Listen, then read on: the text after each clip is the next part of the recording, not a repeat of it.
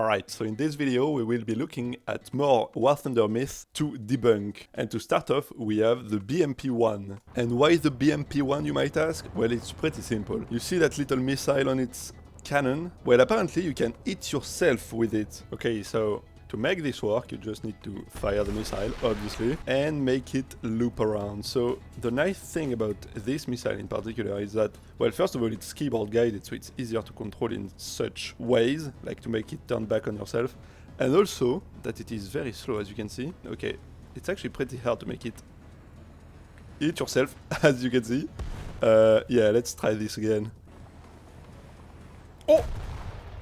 Okay, it went through me, but didn't do any damage, so maybe it didn't actually hit me, I don't know. Maybe just one more time for confirmation, but apparently it doesn't even explode when it reaches you.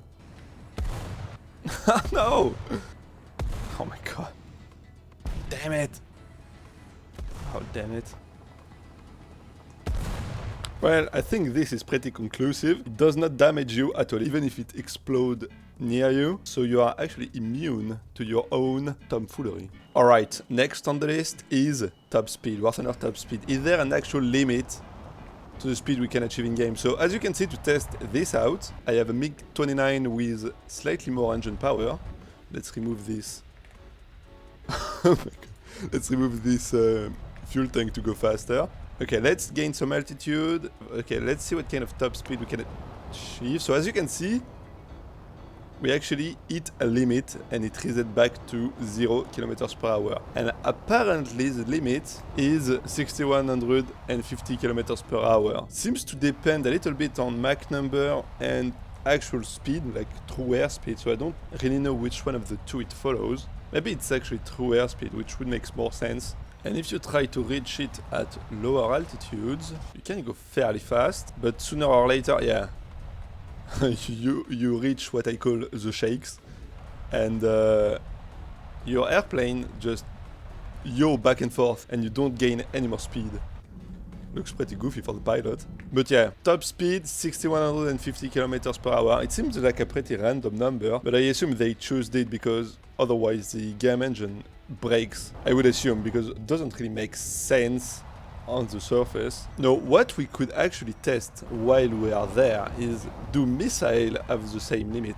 R-27ET. Okay, let's see, can it reach the speed limit of the game, this missile? I mean, it must be going at some insane speed. Okay, we have the missile. Oh, well, that answers it. It seems to be limited to 6,300 km per hour, the speed limit in game. Yeah, once the booster stops working, you instantly lose speed. Gaining, yeah, and instantly locking up back to 6,300. And on the same topic, we have altitude limit. Is there an actual limit to the altitude that you can reach in game? Let's find this out quickly. 20,000 meters, nothing. And yeah, 25,000 meters is the limit. Afterwards, it tells you that you are outside of the map. And it's the same limit on every single map in game, which is actually quite low, 25,000 meters. And as you saw, you can easily reach beyond 25,000 meters, 40,000 meters, and it's fine, but the game makes you go back down to 25,000 meters. Alright, and next up on the list is something about missiles. Specifically, do missiles generate heat while traveling through the air? So, as you know, they often go at like Mach 2 or Mach 3 when they are launched, and this means they experience a lot of drag while flying through the air at those kind of speed. So I have a targeting pod here to see if we can actually spot them with a thermal camera. So let's fire it. Okay, we can see it.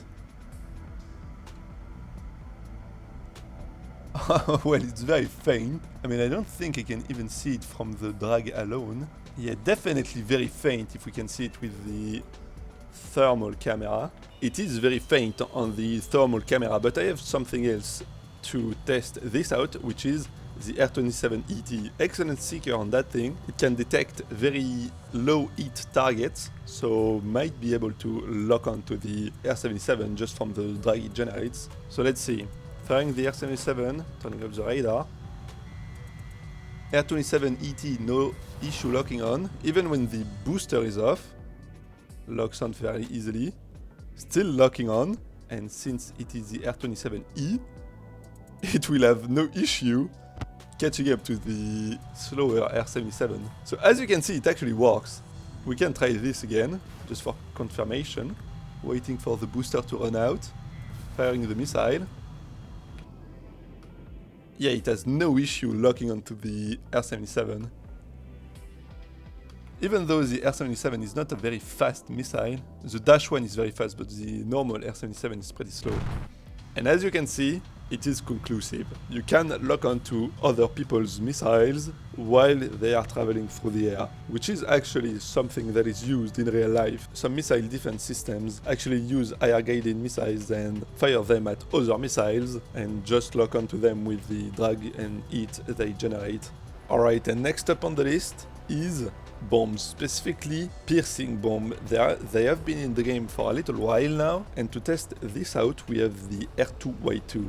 The R2Y2 is a pretty interesting plane in the fact that it has access to two different types of bombs, which are exactly the same weight. The first one is the normal high explosive one, which has a normal layout where half the weight is basically high explosive, which in total makes for a 800 kilogram bomb, and the other bomb it has access to is a semi-armor piercing bomb, which was made to pierce through the top deck of armored ships. The principle of the semi-armor piercing bomb is that you take almost all of the high explosive out and replace it with dead weight. The dead weight makes it very effective at piercing through armor, which is what you need when you want to go through the top deck of a dreadnought. So it goes deep inside the ship, explode there, and you hope that it set off the ammunition inside the ship. Okay, so let's first try out the normal bomb.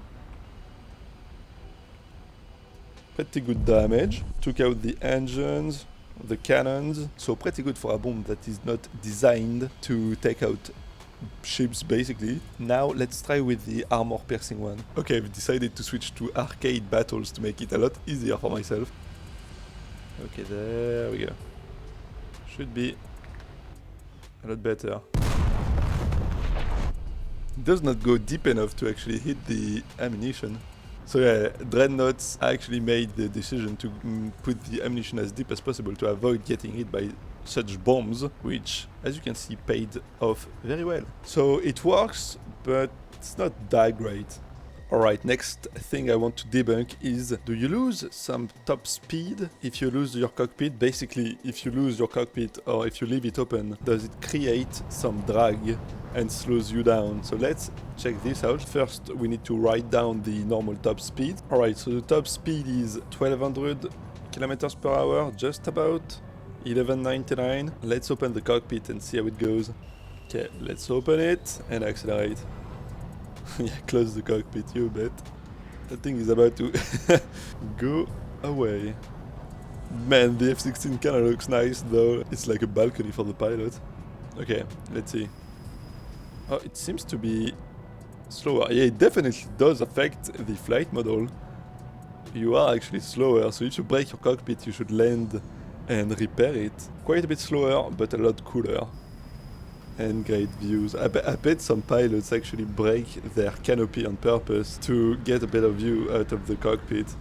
Wouldn't surprise me, let's just say. Okay, on the same ID, I wanted to check out, does the Bombay actually slows you down when you open it? It never felt like it, but maybe it does, knowing that the cockpit actually slows you down when it breaks off. Oh, that is funny. Nice skin. Top speed is around 900 kilometers per hour. 903 is the top speed. Okay, so let's open the Bombay, and it doesn't seem to slow you down.